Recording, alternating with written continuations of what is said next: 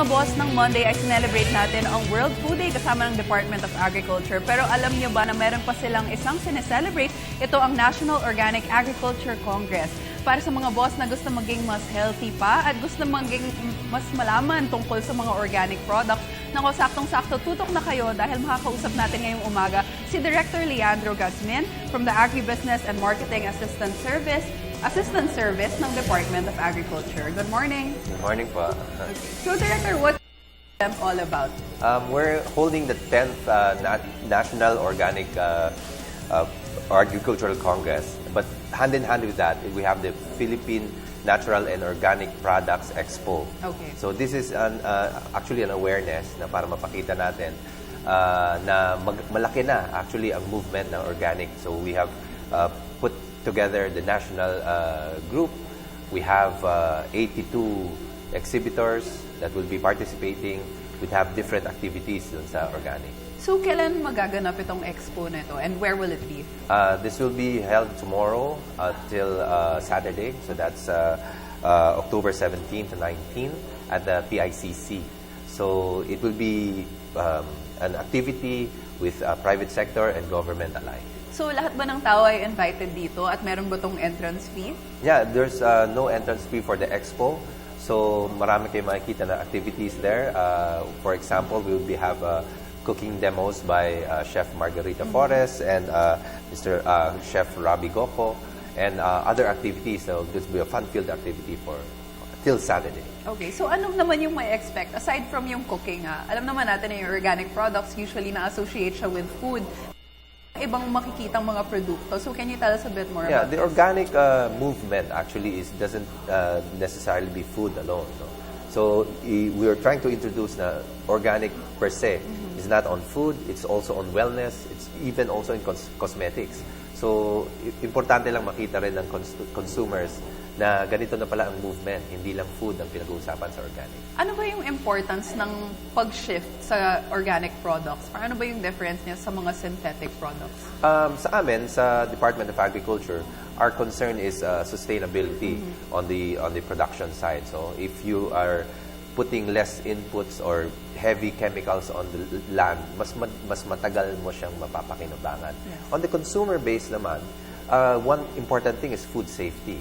So when you're doing or you're practicing organic, alam mo na tama lang yung fertilizer na nilalagay, hindi sobra, and natural yung pinanggagalingan. So alam mo na safe yung kinakain mo. Oo And nga. even your things that you put in your face. Yeah, diba? of course. I mean, ayaw mo naman maglagay ng hindi mo alam. Yeah. Makikita natin yung mga labels, hindi natin mabasa yung ibang mga ingredients or mga ginagamit dito sa mga produkto na ito. So, ba't naman natin gagamitin sa ating balat or ba't natin kakainin?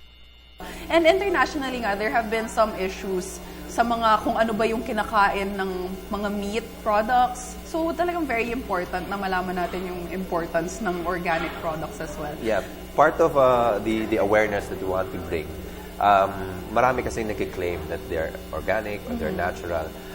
What we're trying to push is really towards certification. Okay. Para assured yung consumer mo that what the seller is claiming that is organic, that it is really organic. Yes. So it really boils down to food safety. So talagang para kampante naman yung consumer natin na tama talaga yung kinakain niya at saka ito talaga organic. So, paano ba nila malalaman kung totoong organic yung product na binibili nila?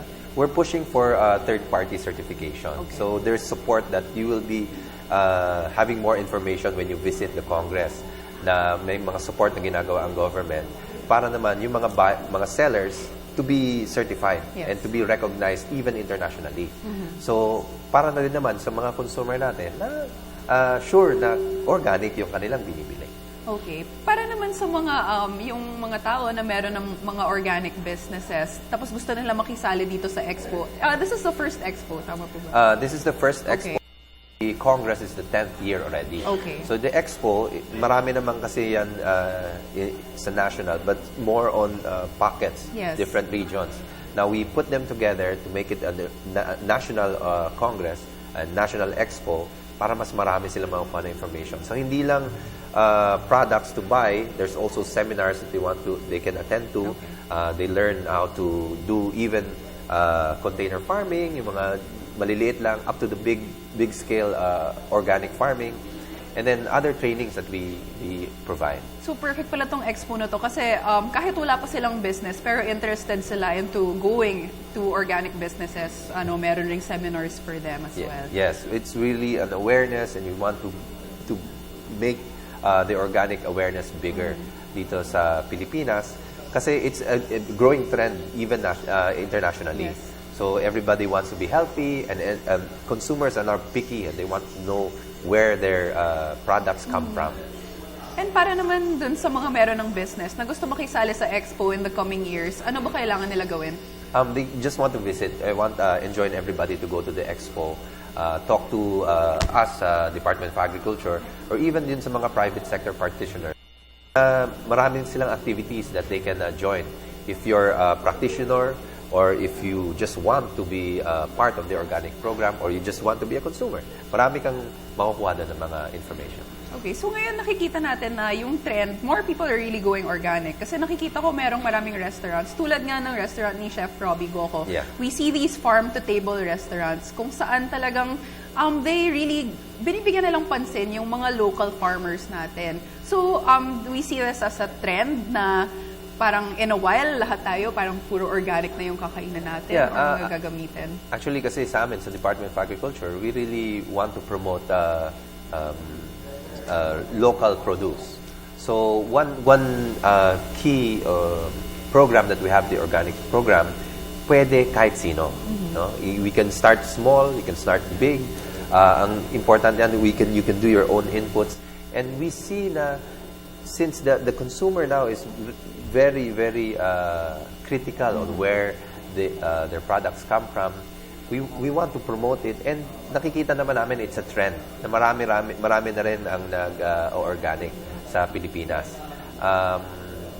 That's what we want to promote. And we also see kung saan yung mga access. Kasi now with the age of internet, nakikita mo, daming organic products. Yeah. But where can I get it in my region? Yes. So those are one of the questions, di ba? Kunwari, nasa Metro Manila lang ba itong movement na to? You would see na marami na yan sa provinces. What are some of the organic products that are really making a mark ngayon? Ngayon, fresh vegetables. Yes. No? We're trying to get the standards ngayon for chicken and pork. Yung cosmetic industries internationally, medyo nag-ano na rin yan with organic. So, nagiging trend na talaga siya. So, yun gusto nga namin pakita. And makikita nyo rin, sa Pilipinas, marami na pala tayong products na ganyan. It's not limited to vegetables. So, marami na rin tayong makikita na ibang products. So it's not just shifting to organic, pero at the same time, nabibigyan rin pansin yung mga local products. So Yes. it's really a win-win situation, no? Okay, so yung isang concern rin sa organic products, medyo pricey siya. I'm sure maraming tao na gusto rin makisali dito sa trend na ito. Yeah. But then, do we see na in the future na magiging mas affordable na itong mga produkto na ito? It's pricey now because medyo niche market siya. It caters higher. But it's actually a misnomer. Kasi if you do and you do it on your own, may home garden ka, do it the natural way, you have access na for natural products or organic products na sarili mo na yan. So you don't need to buy it. We see it being a trend. Dahil dami ng agam-agam, things na mga produkto, sobra bang daming fertilizer niyan? O iba ba yung nilagay dyan? Synthetic ba yan? When we build awareness, hopefully dadami yan. And it will stabilize. Yeah. I'm hoping that the prices will be stabilized. Yun nga yung maganda. Like, you can do it at home. Yeah. So, if you have the space, or kahit nga yung mga herb garden lang, di ba? Kayang-kaya gawin sa bahay. So, the expo will be the perfect place para nga malaman kung paano ba ito gawin. And nakikita namin that it starts in the home. Yeah. So, you start it with your children, teach them how to plant. Baka nga yung mga parents hindi pa marunong how to plant. So, maganda makapunta doon sa expo to learn about it, container farming. And then, once they plant it, gusto rin ng mga bata yan kainin kasi sila yung gumawa. Yeah. So, it starts there. So, meron ba tayong mga activities targeted for kids? Yeah, there's a home production of vegetables na training. Makikita nila yan. It's not specifically for kids, pero papakita doon na anybody can do it. Yeah. And I'm sure very exciting naman yung mga activities na ganyan for kids. Alala ko ng bata ko yung nagpa-plant ng munggo sa cotton. Naku, sobrang saya na nun for me.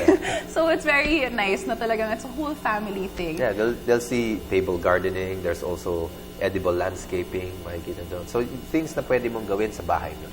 Okay, so Director, baka we can invite na lang our viewers to visit this expo and baka meron kayong final message for them. Yeah, I want to invite everybody na makabisita dun sa PICC from tomorrow till Saturday. We have a natural and organic products expo. You'll see lots of products there that is locally grown, na organic siya, and marami ring trainings that you can go to. So I enjoin everybody to go there.